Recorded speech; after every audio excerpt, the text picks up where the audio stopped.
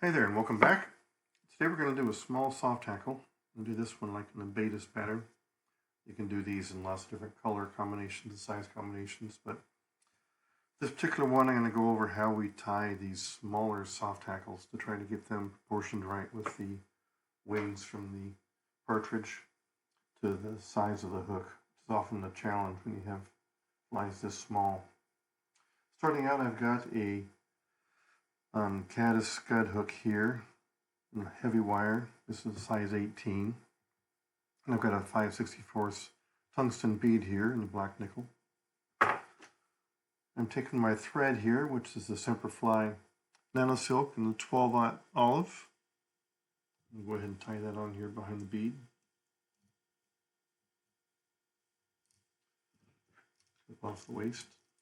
Now for the wire, I'm using this black ultra wire with UTC black small, and I'm going to go ahead and tie this in here behind the bead. So I start by sticking it into the bead hole there and securing it to the shank of the hook and wrapping back all the way back here to the middle of the bend of the hook, basically. I want to build up a little bit of an abdomen there to give us some bulk. I'm going to flatten my thread out and just work this back and forth to build up that abdomen. Give it a little more diameter here. Keep your thread flat as you go.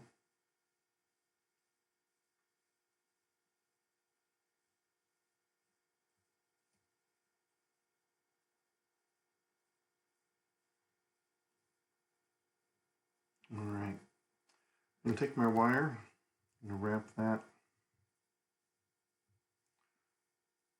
around the abdomen, get my ribbing. I like this olive and black wire color combo. There's a Baetis nymph, a killer Baetis nymph that uses this olive and black, which is a great color combination for Baetis nymphs, especially when they're emerging here. Then tie that in and helicopter that wire off. I'm going to put a little bit of dubbing here behind the bead for a thorax. I've got this super fine dubbing box here, and I'm going to pick this bluing olive color here in the corner. Don't need a lot of dubbing here, just a little bit of a bump to resemble something emerging here. I'll take just a small amount of dubbing, and I'll put that on here behind the bead. Give myself a little gap there for the hackle, little fuzzy thorax there. Now for the hackle, I've taken the partridge feather here, and normally if you're doing a soft hackle, you just you'll pull this back, expose the tip, you'd cut off the tip as such small, you tie that in and wrap it. If I do that, you'll see how long those hackle fibers are, and that's much too long for a soft hackle of this size. So I'm going to do is what I do like when I do my nymph legs. I'll take a feather here, and you can use partridge, you can use India hen, you can do all sorts of things for this. I'm going to split the tip, flip it away like that. I'm just going to take this, more legs there. I'm going to put this over the top of the bead like that. Then I'm going to tie that in like I do legs. Try to get this to spin around, and I torque it down. Spin around the hook so the legs distribute around the fly.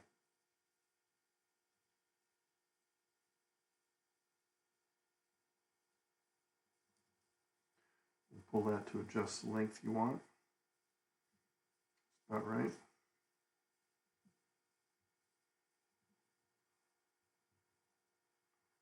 And clip this off. I'm going to twist the feather to bunch it up. So when I cut it, it'll all come together there.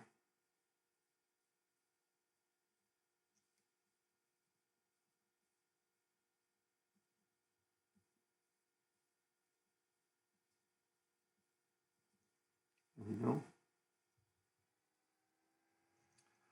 and then just put finish behind the bead. That's all there is to it. It's fairly simple. The most difficult part of this pattern is practicing getting the legs to kind of wrap around the shank of the hook as you're tying them in. A lot of times I'll tend to glump up on one side and not spin around. There is a Baetis soft hackle, great to use during the hatch, just under the surface film, or swing it through the current. Give that a try. Happy tying!